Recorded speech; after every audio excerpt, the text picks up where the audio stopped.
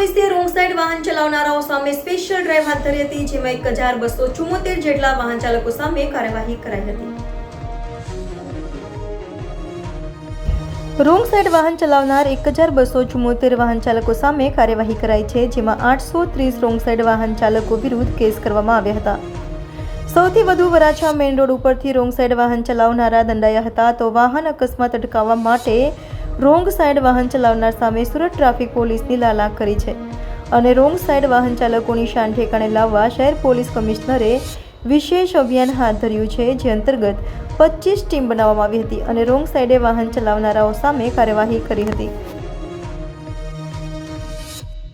આજે DCP traffic સાહેબ તરફથી રોંગ પાર્કિંગની ડ્રાઈવ આપવામાં આવી છે. કારણ કે ઘણી વખત આપણે જોઈએ છીએ કે રોંગ પાર્કિંગમાં એક વાહન પડેલું હોય છે, બીજા 50 થી 100 વાહનના ટ્રાફિકનો ટાઈમ ખરાબ કરતા હોય છે.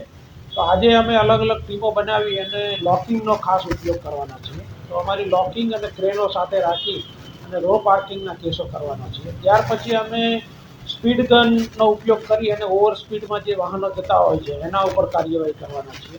ત્યાર પછી અમુક ડીસીપી ટ્રાફિક સાહેબે એક વિસ્તાર નક્કી કરેલા છે, 2-3 વિસ્તાર, જે નવસારી બજાર છે, માન દરવાજા છે, આ ટાઈપના. તો ત્યાં અમારી સંયુક્ત ટીમો કામ કરી અને જે અમુક ઘણા લાંબા ટાઈમથી જે વાહનો પડ્યા રહે છે અને જેના કારણે રસ્તા ઘણા બધા સાંકડા થઈ ગયા છે, તો આવા રસ્તાઓ ઉપર હ્યુજ એન્ફોર્સમેન્ટ કરી અને રસ્તાઓ ખુલ્લા કરવાનું આયોજન કરવામાં આવ્યું છે. અત્યાર સુધીમાં કેટલા ઉપર કાર્યવાહી કરવામાં આવી છે? અત્યાર સુધીમાં ગઈકાલે 1415 વાહન ચાલકો વિરુદ્ધમાં કાર્યવાહી કરવામાં આવી છે. લોકોને શું અપીલ, શું સંદેશ પાઠવવામાં આવશે? લોકો તરફથી સામાન્ય રીતે પકડવામાં આવે એટલે કે સાહેબ હું નજીકમાંથી જ આવેલો છું, હું ઇમરજન્સીમાં છું, હું દવાખાને જઈ રહ્યો છું. પણ લોકોએ સમજવાની જરૂર છે કે તમે આજે ખોટી બહાનાબાજી કરવાથી તમે તાત્કાલિક બચાવ કરી શકો છો, પણ જો મોટો એક્સિડન્ટ થાય તો એમાં પછી કોઈ સ્કોપ રહેતો નથી. તો આવી ખોટા બહાનાબાજીથી બચવું અને દંડથી પણ બચવું, નિયમનું પાલન કરવું જોઈએ, એ એકમાત્ર વિકલ્પ છે સ્મૂથ ટ્રાફિક ચલાવવાનો.